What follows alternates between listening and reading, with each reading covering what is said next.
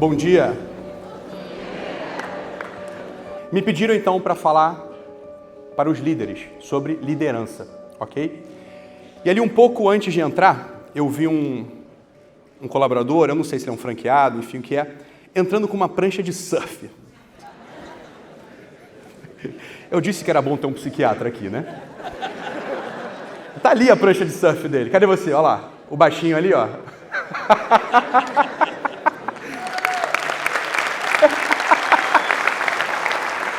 E quando ele entrava com essa prancha de surf, eu pensava que os senhores banqueiros estavam falando sobre todos os movimentos macroeconômicos e juros, inflação, etc., né? E eu sou brasileiro, como já puderam perceber. E no início dos anos 90, no Brasil, não sei se os senhores lembram ou acompanharam, a inflação chegava a marcas de 81% ao mês. Ao mês. Lembram do período da hiperinflação? Meu pai, Dr. Cláudio Marcilli, também médico, à época, era um industrial. Então, ele era um médico que não exerceu a medicina e montou uma indústria de latas, ok? Latas, para tinta, né? Souvenir, as grandes marcas de tinta nacional. Ou seja, ele montou uma indústria que tinha tudo a ver com o mercado imobiliário. O mercado imobiliário aquecia, ele vendia mais. O mercado imobiliário desaquecia, ele vendia menos. Simples assim, né? E meu pai montou a indústria dele exatamente nesses anos de hiperinflação. Aliás, que Deus o tenha, meu pai faleceu ano passado, né? Enfim. Isso tudo é para ir configurando para vocês o cenário do qual eu venho. Eu venho de um país gigantesco, do tamanho praticamente de metade da Europa, né? Com uma economia muito incerta, já há muitos anos. Cenário de hiperinflação, golpes, instabilidade, etc, etc, etc. E ainda assim, naquele cenário, surgem empreendedores. E eu estou diante aqui de 1.500 de vocês agora. E é uma grande honra poder estar aqui diante de tantos corações que continuam acreditando que é possível ir além, é possível fazer mais, é possível sonhar, acreditar, etc. Não é verdade? E quando eu vi aquela prancha, eu pensei, falei, olha, a maioria aqui, né, ou quase todos, exceto alguns poucos senhores aqui da frente, não geram as ondas, né? As ondas de prosperidade, as ondas de mais segurança, não é? O que cabe a cada um de nós aqui, a cada um de vocês, é olhar para essas ondas, ou seja, a inflação aumentando, a inflação diminuindo, juros aumentando, juros diminuindo, e, de algum modo, vocês, claro, tem que estar sempre atentos a todo esse cenário, mas nunca esquecerem que, na outra ponta, tem a Dona Maria, tem o Nuno, tem o Manel, que não importa muito para ele, não, lembra sempre disso, vocês sabem, vocês estão lidando com eles todo o tempo, né? Eles estão vendo o noticiário, eles estão vendo o que está acontecendo na televisão, eles estão ouvindo o senhor ministro falar, né? Eles estão de algum modo preocupados com as suas dívidas, com as suas finanças, mas eles têm um sonho.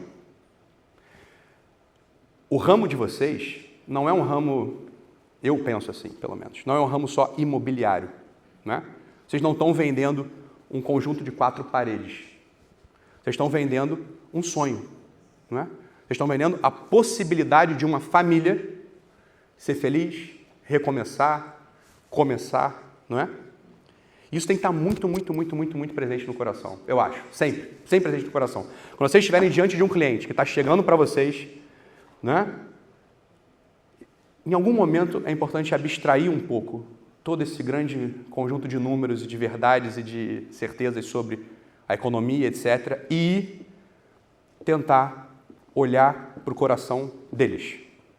Eu sei que eu estou construindo uma casa agora lá no Brasil, inclusive, né? Eu já moro numa casa bastante confortável, sou psiquiatra, evidentemente, mas eu tenho algumas empresas no Brasil, né? O meu ramo é o ramo da publicidade digital. Eu tenho a terceira maior empresa do mercado digital no Brasil hoje, além de eu também ser um expert, como dizem, né? Quer dizer, eu tenho meus cursos, eu tenho, enfim, meus alunos, etc., mas eu tenho uma empresa que é a terceira maior do Brasil da área, ok? Então, é evidente, por ser um homem de negócios também, eu não estou olhando só para o aspecto financeiro da casa, né? Quer dizer, comprar um terreno que está mais desvalorizado, tudo isso, evidentemente, mas, mesmo eu sendo um homem de negócios, essa casa, para mim, é mais do que isso, né? É mais do que um investimento, vamos colocar assim. É um lugar onde eu e minha esposa já estamos sonhando como vai ser, né? Quando as crianças crescerem, onde eu vou fumar meu charuto, porque eu também tenho uma empresa de charuto. O que mais, né? Exato.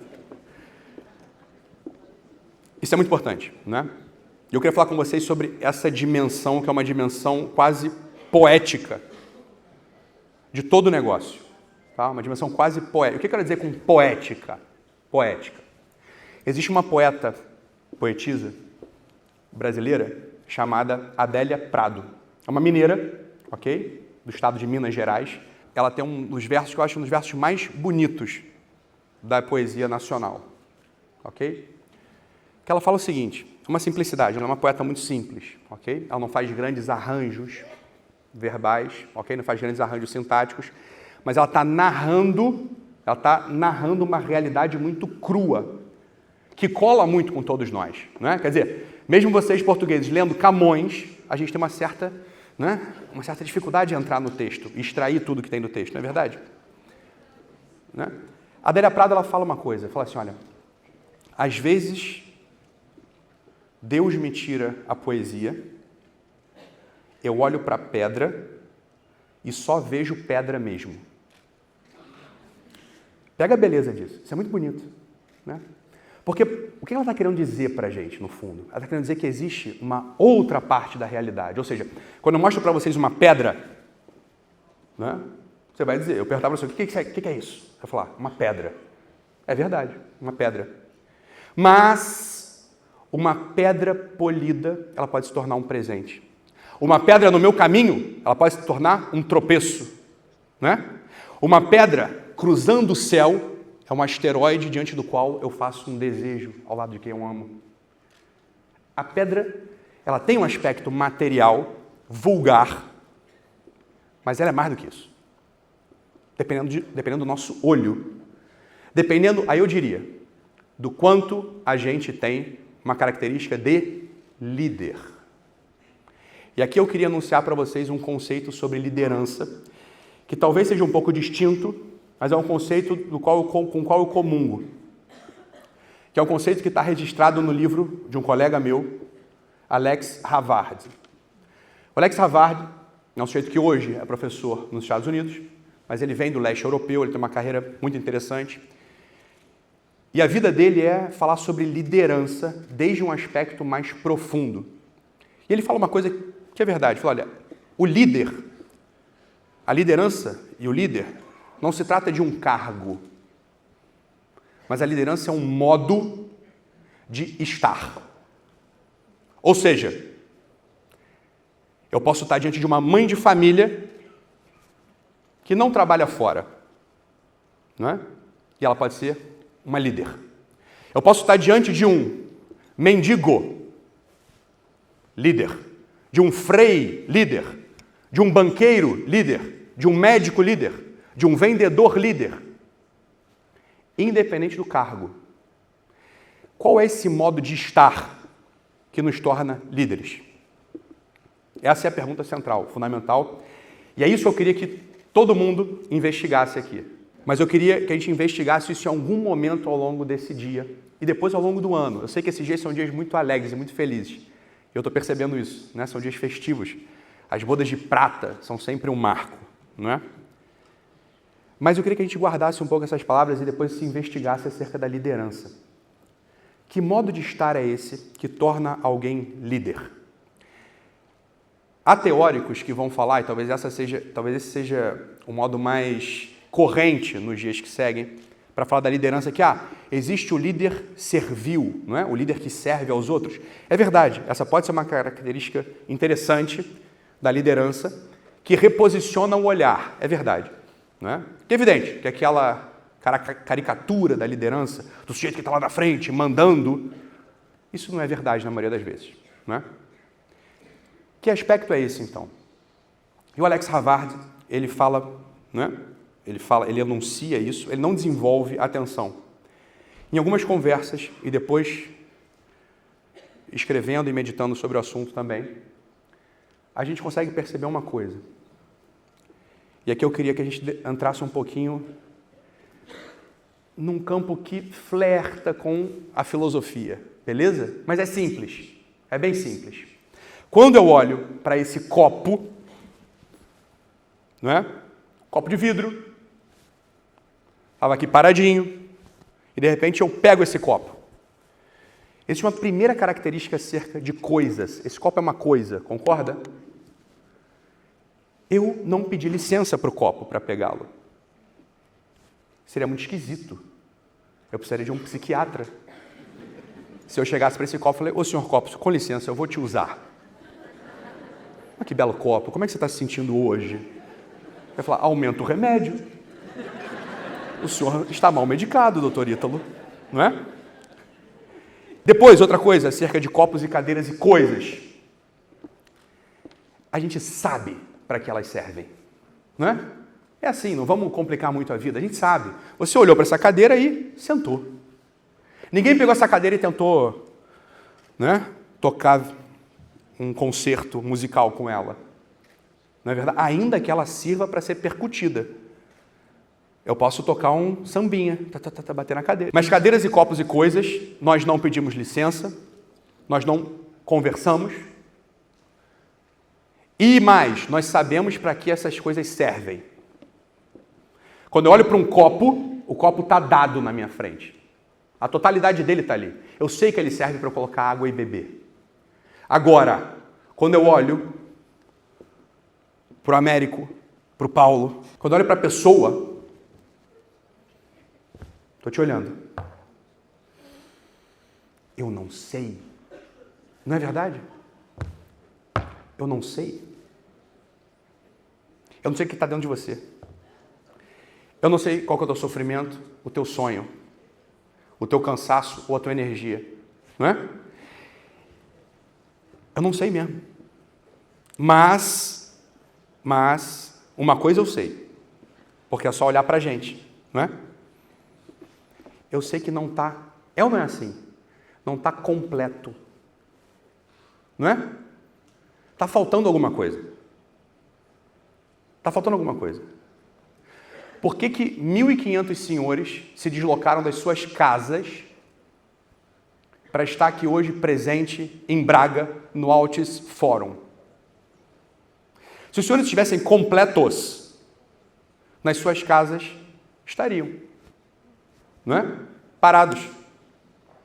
Mas há alguma coisa no ser humano, há qualquer coisa no ser humano, que faz com que a gente sempre tenha uma tendência a andar para frente ou para trás, a sonhar ou a desesperar. Não é isso? E a gente tem essa experiência sempre. A gente já teve essa experiência na vida. Há momentos na vida em que nós nos desesperamos, nós ficamos tristes, né? E passados alguns anos, a gente olhou e falou, não era para tanto. Ou passadas algumas horas, a gente olhou e falou, não era para tanto. E às vezes não. Às vezes a gente se desesperou e se entristeceu e falou, olha, é mesmo. Agora, o ser humano ele tem uma outra característica. Ele pode, diante de tragédias, encontrar muito sentido. É ou não é verdade? Atenção, eu estou criando um ambiente no nosso coração para a gente poder falar mais localizadamente sobre a liderança. Ok? E sobre como isso impacta no nosso trabalho, na nossa família, na nossa vida como um todo. Não é? Há inúmeras, a gente consegue imaginar inúmeras situações que, mesmo adversas, mesmo difíceis, alguns seres humanos respondem de modo maiúsculo. Maiúsculo. Eles melhoram. Não é? A gente provavelmente já experimentou isso na nossa própria vida, ou a gente conhece familiares, tios, irmãos, avós e avós, que mesmo diante de crises ou tragédias, responderam de um modo maiúsculo, de um modo excelente, de um modo que, quando os outros olham, falam assim, esse cara é diferente.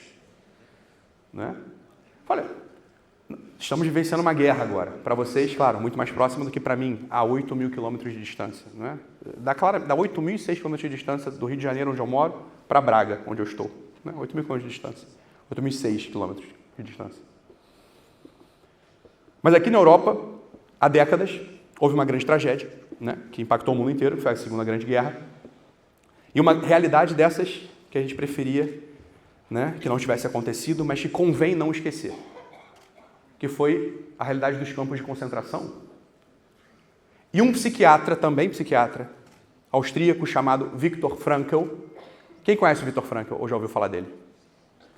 Olha, eu recomendaria a leitura da vida do Viktor Frankl, hein? Ou textos dele. O Viktor Frankl é um psiquiatra austríaco que foi judeu, que foi lançado ao campo de concentração, obviamente de modo injusto, porque ali tudo foi injusto, não é? E ele reparou uma coisa, e depois desenvolveu uma linha de terapia chamada logoterapia, ok? Ele foi jogado, ele ficou 3 anos dentro do campo de concentração, numa história dramática. Ele era um professor titular universitário, que já estava com convite para lecionar nos Estados Unidos, quando a perseguição aos judeus começa, na Alemanha. E ele estava num drama, pensando, ora, aceito a ida aos Estados Unidos e salvo minha pele, ou fico cuidando dos meus pais e da minha família e da comunidade. E no meio desse drama, ele andando pelas ruas da Áustria, ele resolve entrar numa sinagoga que já estava fechada e já tinha sido atacada, ok? E ali ele vê caído uma pedra no qual estava o 4º mandamento, honrar pai e mãe. Ele falou, minha resposta está dada, vou ficar. Cabeça dele. E fica. E logo, em sequência, é capturado e lançado ao campo de concentração. Ele, sua esposa, Lili, e seus pais. E de largado, os pais morrem. Velhos. Não resistiram. Morreram. Ele resiste ali. E percebe uma coisa que ele descreve pra gente nos textos dele. Tá? Ele diz o seguinte, olha, nessa realidade terrível e dramática, que é o campo de concentração, acreditem, algumas pessoas melhoram. Melhoram. Dá para imaginar isso ou não? Eu consigo. Eu não preciso nem imaginar. Está descrito, está narrado. Algumas pessoas que, quando tudo ao redor induz à loucura, ao desespero, ao suicídio, algumas pessoas, desde dentro, se comprometem a fazer da vida dos que estão ao seu redor um pouquinho melhor. E há episódios incríveis narrados nos livros do Viktor Frankl. Um deles, que a gente não acreditaria se não tivesse escrito, ele encontra um amigo. Num desses campos de concentração, ele encontra um amigo. Eles se abraçam, se emocionam e combinam algo. Um vira para o outro e fala assim, olha, está uma tragédia. A gente vai, todos os dias, contar uma piada um para o outro no final do dia. Aliás, eu conto no final do dia e você conta quando o dia começar. Combinado? Combinado. Tentando trazer um elemento de comédia para a vida. Uma das definições de comédia é tragédia mais tempo. Ou, eu gosto de definir de outro jeito, tragédia mais distância. E assim, imagina só que a gente combina de viajar. Vamos lá, pô, a gente está eu e o Paulo aqui, pô, Paulo, que legal, vamos viajar, vamos para onde? Ah, sei lá, vamos para a Croácia, vamos. A gente chegou na Croácia, imagina, eu perco o passaporte, imagina essa situação, né? Perdi o passaporte, como é que eu volto? Cara, eu sou brasileiro, preciso de passaporte para voltar. Vai ser um momento tenso, né? Mas passados alguns anos, certamente, a gente vai rir pra caramba daquilo, vai rir muito daquilo tudo, né? Cara, lembra o dia que você perdeu o passaporte no táxi, né? Todo mundo tem isso. Né? Aquilo que nesse preciso momento é uma tragédia, se a gente organizar direitinho dentro do coração, dado alguns anos, ou dado algum tempo, ou encontrando uma distância, a gente consegue rir sobre aquilo. E foi isso que o Viktor Frankl sacou no campo de concentração. Tudo aqui no campo de concentração, tudo lá, era uma tragédia. Ele disse, mas será que precisa ser assim? Porque o ser humano, ao contrário de uma coisa, de um copo, que se eu jogar no chão, quebra, né? O ser humano não é assim. Quem pode, com certeza, prever o que se fará da vida de cada um aqui, independente do que aconteça, né? O meu pai, que eu falava para você, a pessoa que eu amo, a pessoa que eu amo, a gente convivia muito, a gente morava na mesma rua. Ele era uma pessoa muito alegre, muito solar. Era um sanguíneo maravilhoso, engraçado, generoso até não poder mais. Num certo dia do ano passado, ele foi fazer o que ele sempre fazia. Ele era novo, 64 anos. Ele tinha uma... Ele é médico, como eu disse, cirurgião plástico, né? Brasileiro, né? Cirurgião plástico. E ele era o seguinte, ele falou, olha, eu já estou bem de vida, já tenho grana, mas tem um monte de gente que não pode pagar para deixar os peitinhos, né, mais bonitos. Um monte de mulheres pobres, ou sem recursos, e ele criou uma ação social. Ele criou um projeto na cabeça dele, ele falou, olha, eu vou operar a preço de custo. Eu acho que essas moças pobres, elas também, né, podem se sentir melhor, mais autoestima, etc. E ele criou uma ação social, ele operava, sem brincadeira, ele operava 200 mulheres por mês, a preço de custo. E aí, olha o que aconteceu. Ele saiu, como ele fazia sempre, todos os dias, saiu 6h30 da manhã para operar, começar. Ele ia rindo, cantando, chegava no centro cirúrgico, né, animando todo mundo. Ele estaciona o carro, como ele sempre fazia, em frente à clínica que era dele, o hospital dele, e veio um homem e puxou uma pistola e falou, passa o carro. Ele falou, rapaz, que isso? Tem filmado. Aí ele pegou e deu a chave. O sujeito pegou a chave e pregou-lhe um tiro na testa. 6h30 da manhã. 19 de outubro. Uma terça-feira. 2021. Bem, eu estava dormindo, fui acordado com um telefonema. E é isso, entende o que eu quero dizer? Eu estou aqui com vocês, contando essa história, e de algum modo, orgulhoso e feliz. Não é? Isso é o ser humano. Você está entendendo ou não? O ser humano pode ser isso. O ser humano pode ser isso. Agora, o que o Viktor Frankl diz para a gente, aquele psiquiatra austríaco que foi jogado ao campo de concentração, ele diz a gente o seguinte, olha, e anotem isso. O sentido da vida é ou consiste em ter uma pessoa para amar, servir a um ideal e, por fim, aceitar o sofrimento inevitável da vida. E aí eu me aproprio dessa tríade, ou desse tripé, enunciado pelo Viktor Frankl, e conectando com o que o Alexander Havard, aquele teórico sobre liderança, fala para a gente, me aproprio disso e digo o seguinte, olha, pode observar se não é assim. Independente do cargo, aquelas pessoas que a gente olha e dá autoridade, não é? Olha e diz, eu quero ser assim. Olha e diz, se apitar, eu me apresento. Se chamar, eu estou aqui. É ou não é assim? As pessoas que têm mesmo nelas uma luz capaz de não deixar a gente para baixo, ou lembrar que a gente pode dar mais, percebe se não é assim? Essas pessoas, elas têm essas 3 características nela. São pessoas que amam, que têm, claro, um ideal na cabeça e servem a esse ideal e aceitam o sofrimento inevitável da vida. E aí eu trago para a nossa realidade diária aqui.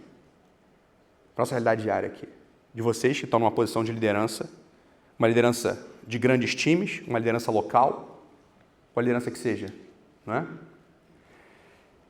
Se vocês acordarem todo dia, e aqui não é... Isso aqui é muito sofisticado, hein? Isso aqui é vinho bom. Tá?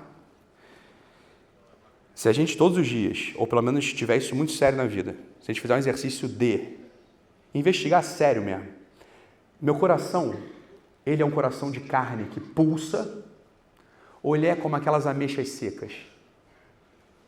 Visualiza uma ameixa, sabe aquelas ameixas secas? Tem gente que parece que tem isso no meio do peito, né? É meio tímido. É fraco no amor. É fraco na esperança. A gente não foi chamado para isso. Né? Tem gente que tem uma mexinha assim. Se exercitar, cara. Eu tenho gente do meu lado o tempo todo. Quem eu posso dizer que eu amo? Inventário dos amores que eu tenho. Esse é o exercício que eu praticava no consultório. Passava para meus pacientes. Você precisa fazer um inventário dos seus amores.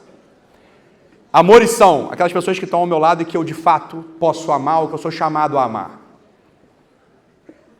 Com que qualidade eu estou vivendo no dia a dia, cotidianamente, o meu amor, os meus amores, ou o exercício do que eu chamo de amor, que é cuidar, se derramar, se preocupar, tornar mais agradável, mais amável a vida de quem eu tenho responsabilidade. Meus filhos, meu marido, minha esposa, meus amigos, meu companheiro de trabalho, etc, etc, etc.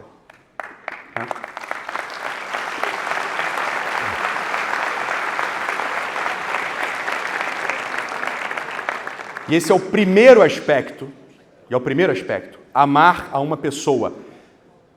São 1h30 da tarde, provavelmente.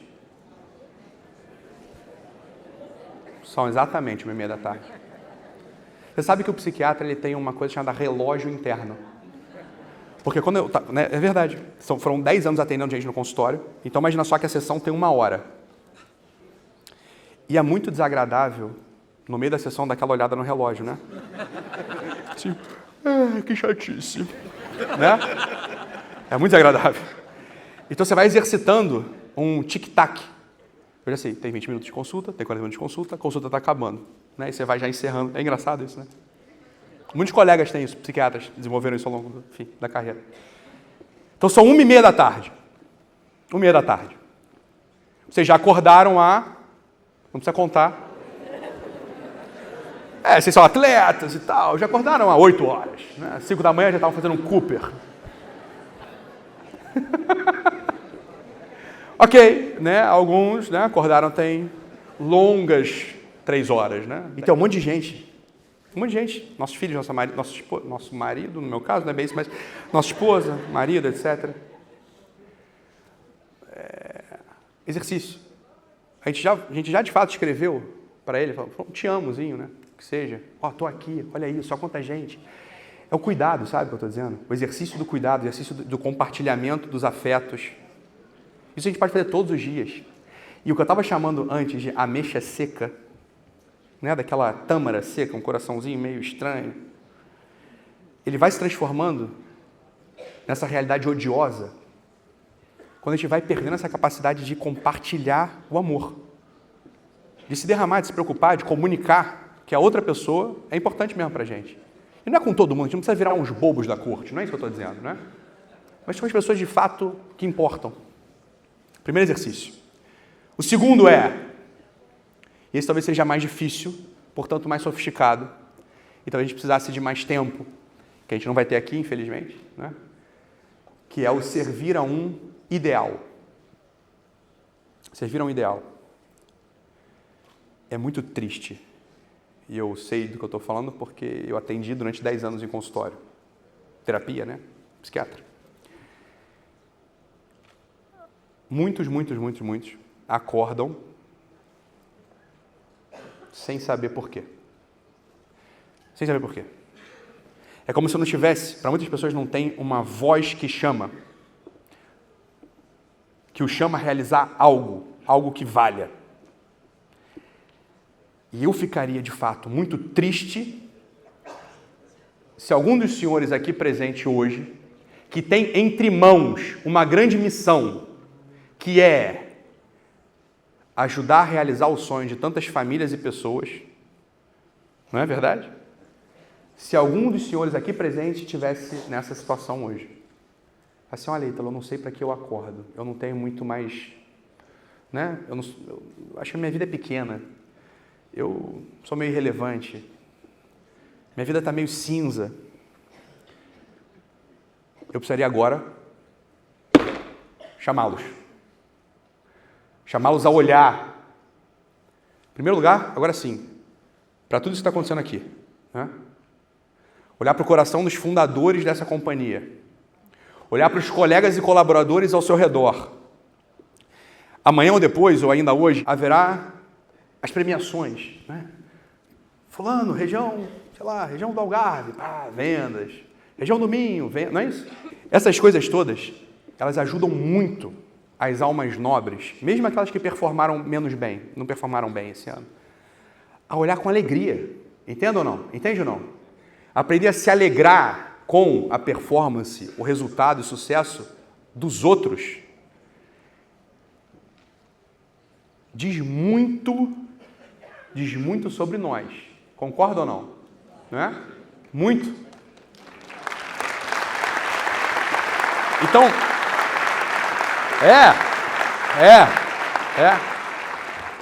porque todo mundo sabe que dentro de si, algum momento da vida ou ainda, todo mundo sabe qual que é o sabor e o cheiro da inveja. Isso envergonha muito, né? Isso envergonha muito. Não é verdade que há defeitos que a gente até tem assim uma certa... A gente fala com graça. Não, eu sou meio preguiçoso. Engraçado, né? Pô, é preguiçoso. Essa aí até vai. Agora ninguém fala assim, eu sou invejoso. Pô, sai de perto. Tá maluco? Não é? Ninguém se acusa de ser invejoso. O pessoal se acusa até de ser glutão. Me viu mais lasanha. Não é? Tem defeitos que são brandos e socialmente aceitos. Portanto, a gente fala mais sobre eles. Não é? Tem outros que são ocultos. A inveja é um deles. E a gente está num momento do ano que é a convenção, que é o momento de limpar, queimar essa palhaçada. Não há motivo para ter inveja quando a gente entende que há uma missão e a gente tem que responder em primeira pessoa a ela. Não é? Dito de outro modo, se eu estou vendo que pessoas que são da mesma carne que eu, são feitos do mesmo barro que eu, se essas pessoas elas estão lá no primeiro lugar, eu me alegro, porque é possível, portanto, chegar lá. Ora, é ou não é? Isso parece muito mais razoável. É muito mais sensato viver assim, no fundo. E descobrir uma genuína alegria, uma verdade no movimento interior. Então, eu queria muito que vocês estivessem especialmente atentos a isso. Quando for anunciado o nome daqueles que são os primeiros lugares em venda, em simpatia, eu não sei quais são as categorias, mas de verdade, quando for anunciado, olha, eu queria que vocês, lá dentro de vocês, buscassem um aplauso verdadeiro. Como se esse aplauso fosse uma fogueira que vai queimando a vaidade, vai queimando a inveja. Dá para perceber isso ou não? E mais, uma fogueira que vai iluminando os ideais. Ou seja, no próximo ano, sem inveja, sem precisar pisar na cabeça de ninguém. No próximo ano, eu vou estar aqui de novo, né? Nos 26 anos, na convenção de 26 anos, tendo certeza que eu dei o meu melhor com amor, né? Então esse momento é um momento também que é para a gente ir aprofundando em maturidade. Se algum de vocês acorda, portanto, olha que grande cenário, isso é muito bonito, cara. É muito bonito ver isso que está acontecendo aqui, de verdade. Se algum de vocês, portanto, acorda com dúvidas acerca da própria missão, acabou, é hora de acabar com isso. Vocês acordam para servir a sua família, não é isso? Para ganhar dinheiro. Atenção, nada contra ganhar dinheiro, hein? Aliás, quanto mais dinheiro vocês ganharem, melhor. Não é isso? Maravilhoso. Os presentes aqui falando. Mas é verdade isso, né? Ganhar dinheiro é muito bom. Porque quando ganhar dinheiro, o dinheiro em si, ele é nada. O dinheiro, ele é um análogo, é um símbolo, de algum modo, da riqueza gerada. Isso é evidente, né? Então, se eu ganho dinheiro, significa que, para a maioria das pessoas, eu estou gerando riqueza. Seja uma riqueza física e tangível, seja uma riqueza que é a segurança econômica, né? Não vou entrar aqui em detalhes de economia, porque não foi para isso que eu fui chamado. Né? Mas quando tem dinheiro, alguma riqueza está sendo gerada, goste ou não. Né? Então, ganhar dinheiro significa que a minha vida está gerando riqueza. Olhar para o dinheiro, olhar para a performance financeira assim, desse modo, muda uma vida também. Muda uma vida. Então, os senhores têm, de fato, pessoas para amar, um ideal para servir, e que esse ideal fique bem claro para vocês. Eu gostaria que vocês tentassem, é bom que a gente tenha isso na cabeça. Para que eu acordo? Qual que é o meu ideal de vida? E depois, quais são as metas diárias, semanais, anuais, que eu tenho que cumprir para me aproximar desse ideal? Eu não sei se vocês têm isso anotado, se isso está mentalizado, vocês já fizeram esse exercício. Mas isso é fundamental fazer. É fundamental fazer. Qual que é a minha meta? Qual que é o meu ideal? Qual que é a minha missão de vida? Quais são as minhas missões de vida? Né? Posso ajudá-los um pouquinho? Só um pequeno parênteses. Há 4 narrativas de vida possíveis. Atenção. 4. Isso também não é ideia só minha. Claro que tem contribuição minha intelectual, mas isso eu tirei de um sujeito só para ficar registrado, deixado Northrop Frye. É um teórico canadense. Beleza? O senhor, muito importante. Há 4 narrativas de vida possíveis. Uma, os sujeitos que vivem para ter prazer. É uma narrativa de vida possível. Uma outra narrativa de vida possível. Os sujeitos que vivem para dar aos outros o que lhes falta. Ok? É o serviço, a narrativa do serviço. Uma outra narrativa de vida possível é aqueles que vivem para proteger. Ou seja, não deixar que as coisas sejam subtraídas dos outros ou da comunidade. E aqueles que vivem para ensinar o que aprenderam. Ok? São as 4 narrativas de vida possíveis. O prazer, o serviço, a proteção ou o ensino. Ok? E vale a gente meditar sobre isso e tentar escrever uma vida que seja coerente para nós. Já adianto, hein? Viver pelo prazer dá errado.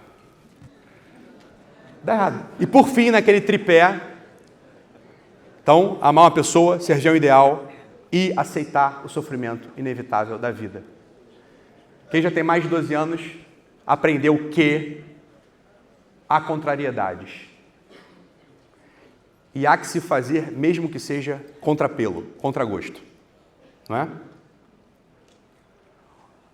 Nas dinâmicas de vocês, empresariais e cotidianas e dia a dia, eu não queria que vocês caíssem numa tendência de que eu faço muito bem em venda, ou sou muito bom em relacionamento, mas gerir projetos, organizar, não é muito minha praia. Olha, um líder é aquele que aprende a ser bom naquilo que naturalmente ele também não é. Isso está muito claro, não é? A vida, ela oferece para a gente sofrimentos inevitáveis todos os dias. Uma temperatura mais alta ou mais baixa, desde coisas bem triviais. E que a minha posição pode ser ficar reclamando ou enfrentar de peito aberto. E começar a gostar, inclusive. Começar a gostar dessas contrariedades. Porque isso me fortalece. Acordar na hora, coisa simples. Estou falando de sempre, coisa de sempre. Aquela função, né, do despertador, do adiar ou snooze, né? Não contar mais com isso na vida de vocês. E pequenas outras contrariedades da vida que a gente pode ir acrescentando. Né? Um café sem açúcar, um banho gelado. Isso é uma tecnologia que é usada milenarmente e que cientificamente está comprovada. Ajuda a gente a se fortalecer, ficar mais forte. Né? Então essas 3 características, amar uma pessoa, servir ao ideal e aceitar o sofrimento inevitável da vida, se elas vão sendo vividas de verdade e a gente vai assumindo essa realidade que se apresenta para a gente todo dia, a gente vai gerando na gente essa característica do líder que se torna alguém capaz de verdade, de ser uma autoridade e inspirar.